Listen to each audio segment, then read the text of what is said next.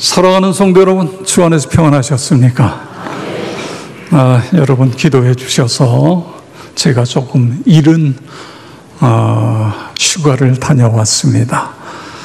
아들, 며느리, 손자하고 시간을 보냈는데, 호주에 가서 가장 기억에 남는 것이 단감이에요. 단감. 그러니까 지금 호주는 우리로 이야기하면 11월에 해당이 됩니다. 그래서 가을 과일 단감이 얼마나 단지 몰라요. 거기 일조권이 그 태양열이 강하기 때문에, 그래서 그런 시간들을 가졌습니다. 기도해 주셔서 감사를 드립니다. 오늘이 성령 강림 주일입니다. 여러분 기도하실 때마다 6월 한 달 성령님 내 마음속에 충만히 오시옵소서, 내 가정에 우리 교회에 성령으로 충만케 해 주시옵소서 기도하시기를 바랍니다. 또 내일 모레가 현충일이고요, 6.25 전쟁이 일어났던 달이 6월 달입니다. 그래서 우리는 나라를 사랑하고 그리고 평화 통일을 위해서 기도해야 됩니다. 여러분이 계속 기도할 때마다 하나님, 이 나라의 경제, 이 나라의 정치, 이 나라의 교육, 이 나라의 전반적인 모든 것들이 점점 더 좋아지게 해 주시옵소서. 그리고 평화 통일을 여는 이번 정부가 되게 해 주시옵소서. 그렇게 꼭 기도해 주시기 바랍니다. 요한복음 7장 37절에 보니까 명절 끝날 곧 큰 날에 이렇게 시작이 돼요. 명절 끝날, 이 명절이라고 하는 것은 초막절을 이야기합니다. 이스라엘 백성들은 3대 절기를 지키지요. 유월절, 오순절, 초막절. 근데 이 초막절을 장막절, 수장절 이렇게도 부르는 겁니다. 이 초막절을 지키는 이유는 두 가지예요. 하나는 이스라엘 백성들 본인들의 선조가 광야에서 40년 동안 그들이 계속 움직이면서 초막을 짓고 장막을 지으면서 그 광야 40년 동안 광야를 배회했습니다. 그걸 기념하는 거예요. 우리 조상들이 초막을 짓고 장막을 지으면서 광야에서 40년 동안 살아남을 수 있었던 것은 하나님의 은혜였습니다. 그래서 지금도 이스라엘 백성들은 이 초막절이 되면 일주일 동안 집에서 다 나와요. 광야에 가서 초막을 짓거나 천막을 치거나, 아니면 집에 있는 사람들은 복도에다가, 집 앞마당에다가, 아니면 옥상에다가 초막을 짓고 장막을 짓고 일주일 동안, 그러면서 거기서 성경을 읽고, 그러면서 하나님이 우리 조상들을 이렇게 지켜주셨다, 그걸 감사하며 이 절기를 지킵니다. 또 하나 중요한 것은 이 초막절이 모든 곡식을 다 거두고 초막절을 지켜요. 그래서 추수감사절의 의미가 있는 것입니다. 그런데 이 절기, 초막절 마지막 날, 이들에게는 특별한 행사를 갖습니다. 그게 뭐냐 하면, 저 예루살렘 성전에서 약 1km 더 떨어진 실로암에서 제사장들이 물을 길어다가 이 성전에 물을 붓는 그런 행사를 가져요. 백성들은 다 그때 이게 두 줄로 쫙 서가지고 호산나 호산나 하나님을 찬양하면서 이 행사가 이루어지는 것입니다. 왜 물을 길어다가 성전에 부을까요? 광야 40년 동안 광야는 물이 없는 땅이에요. 물이 없으면 죽어요. 그런데 하나님께서 반석을 쳐서 샘물이 솟구치게 하셨고, 그 광야 40년 동안 살도록 하신 분이 하나님이라고 하는 것을 저들이 신앙 고백적인 의미에서, 그래서 이런 퍼포먼스를 하는 것입니다. 또 하나 중요한 거 있어요. 이 추수감사절이 끝나면 그들은 그 다음에 농사를 위해서 준비하는데, 이스라엘 땅은요, 비가 잘 안 오는 땅이에요. 우리나라보다 훨씬 더 이 강수량이 적어요. 그래서 그들은 이른 비와 늦은 비가 내리지 않으면 절대로 농사를 지을 수가 없어요.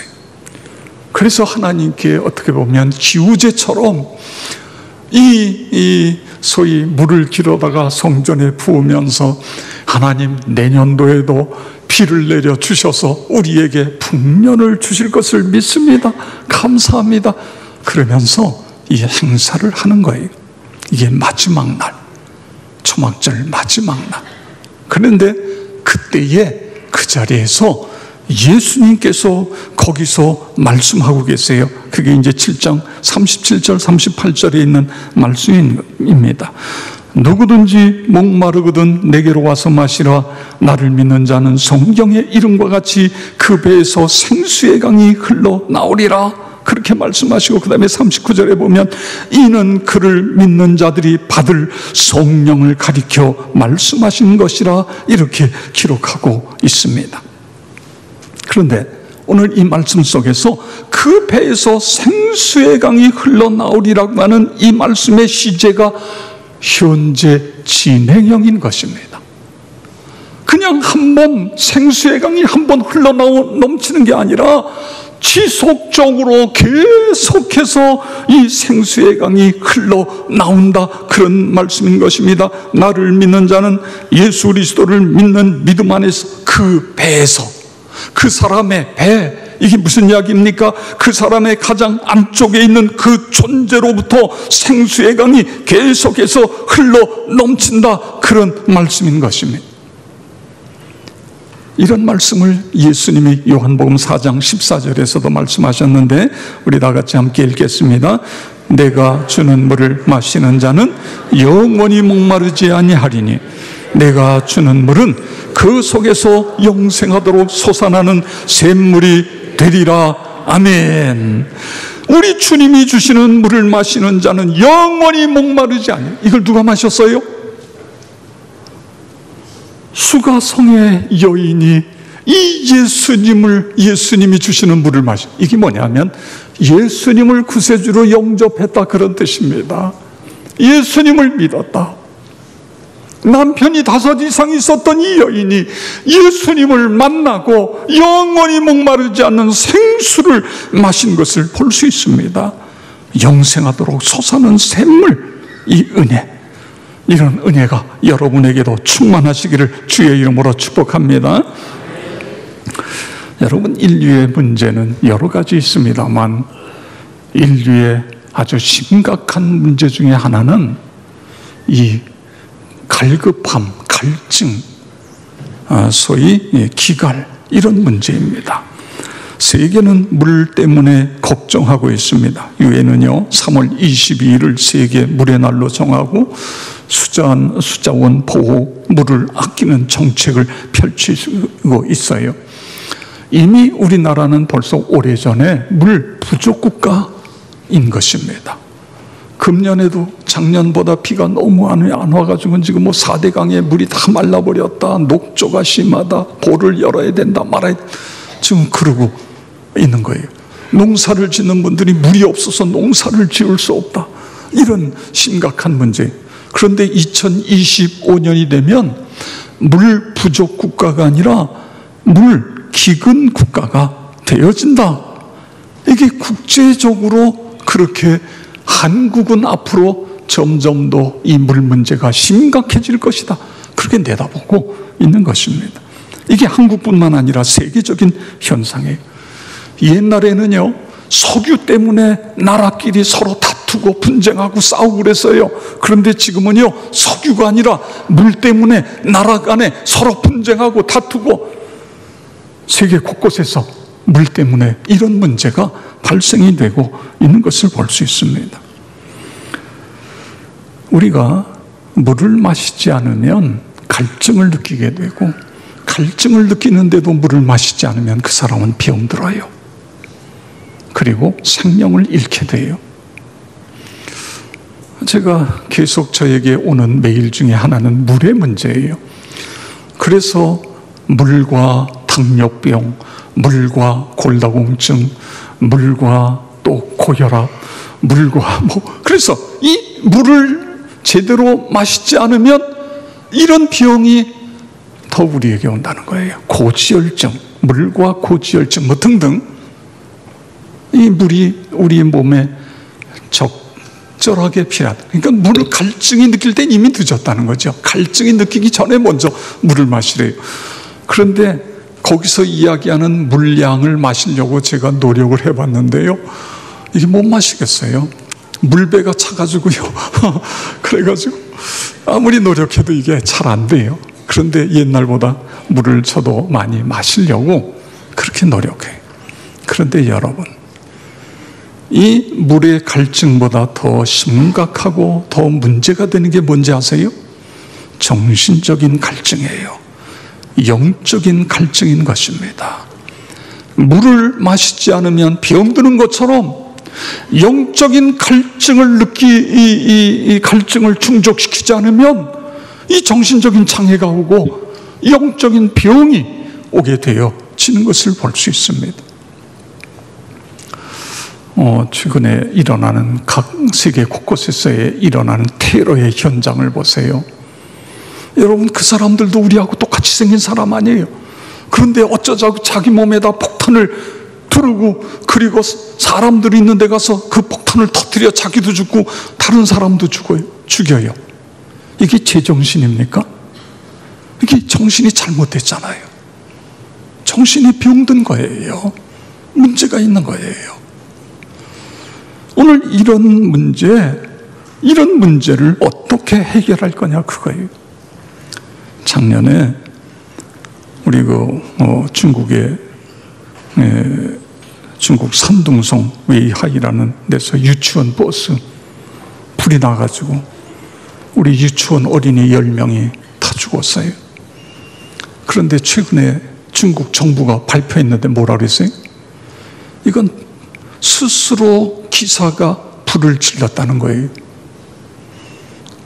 이게 제정신이에요?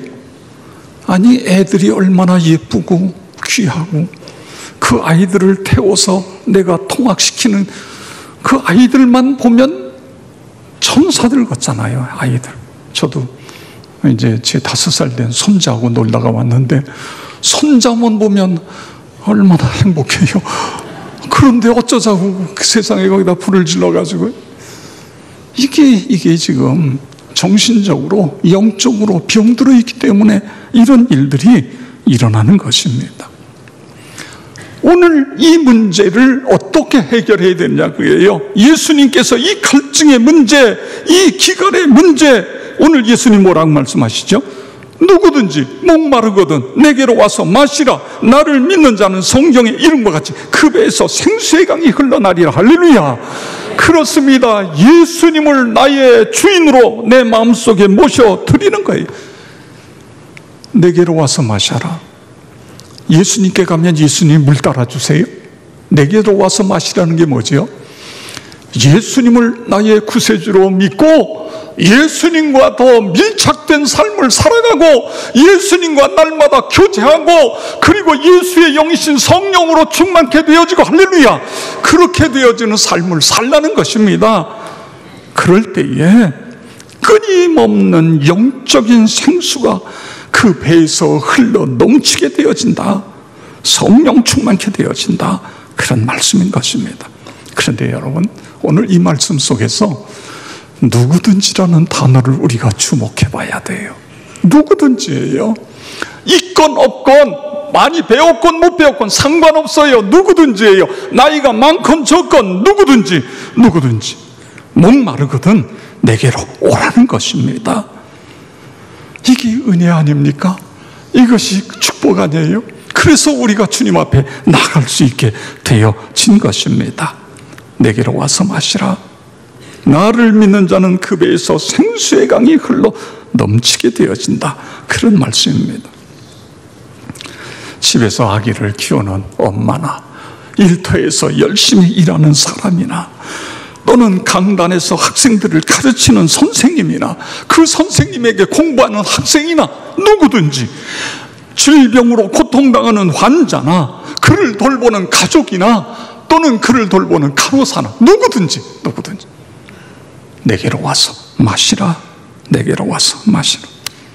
여러분, 인류를 향한 하나님의 뜻을 여기서 우리는 찾아야 돼요. 하나님의 소원이 뭐지요? 누구든지입니다.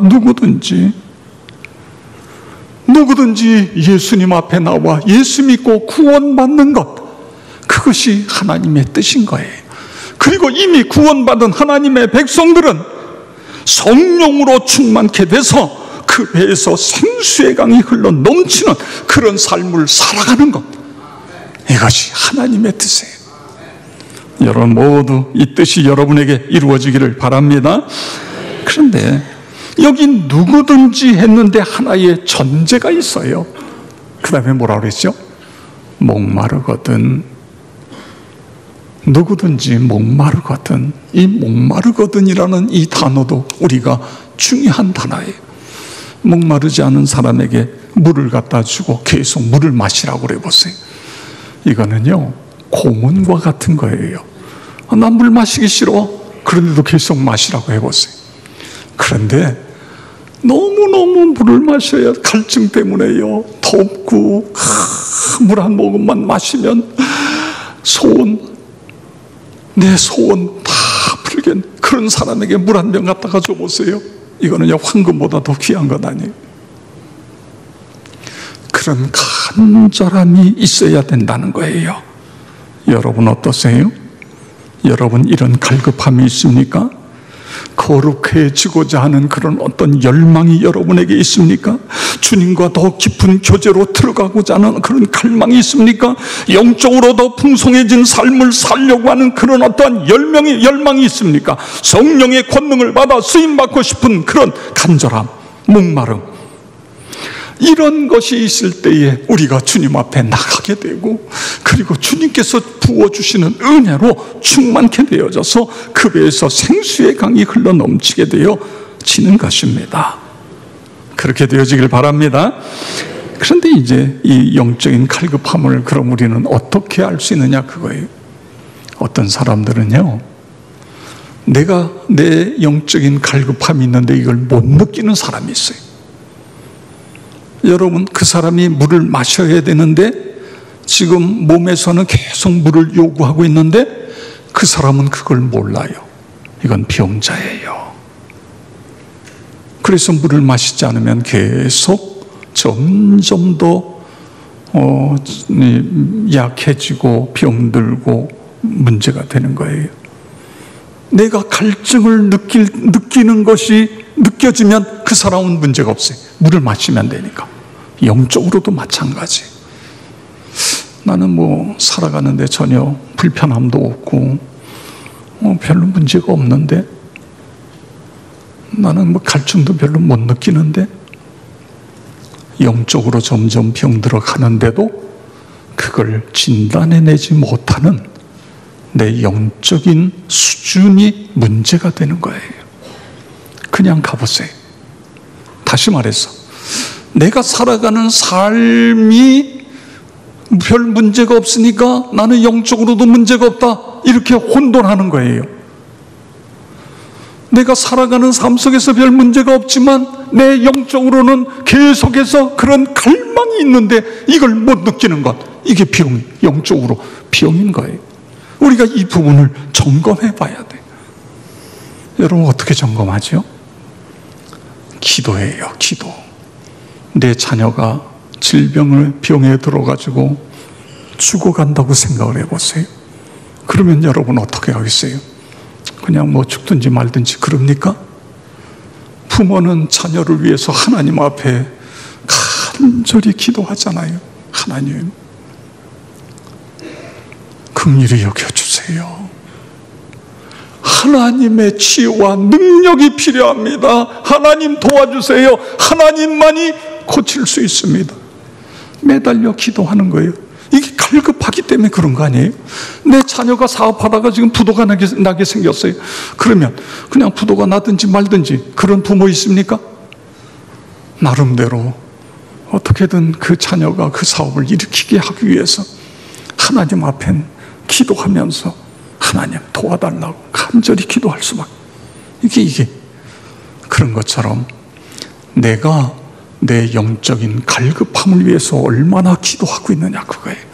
얼마나 하나님 앞에 간절히 기도하고 있느냐. 갈증을 느끼지 않는 사람은요, 기도하지 않아요. 갈급함이 있는 사람이 하나님 앞에 나오게 되고 하나님 앞에 엎드려 기도하게 되어지고, 그렇게 되어질 때에 그 배에서 생수의 강이 흘러 넘치게 되어지는 것입니다. 여러분 37절 38절 다시 보세요. 누구든지 목마르거든 내게로 와서 마시라. 나를 믿는 자는 성경의 이름과 같이 그 배에서 생수의 강이 흘러나오리라. 그리고 39절에 이는 그를 믿는 자들이 받을 성령을 가리켜 말씀하신 것이라. 아멘. 예수님께 나와서 더 예수님과 밀착되어지면, 더 깊은 관계로 들어가게 되어지면 생수의 강이 흘러 넘치게 되어진다. 그를 믿는 자들이 받을 성령, 이것이 중요하다, 그거예요. 배에서 생수의 강이 흘러나오는 삶, 이것이 중요하고 필요하다, 그런 말씀인 것입니다. 예수를 잘 믿는 어느 성도님이 크게 마켓을 했는데 원인을 모를 불이 난 거예요.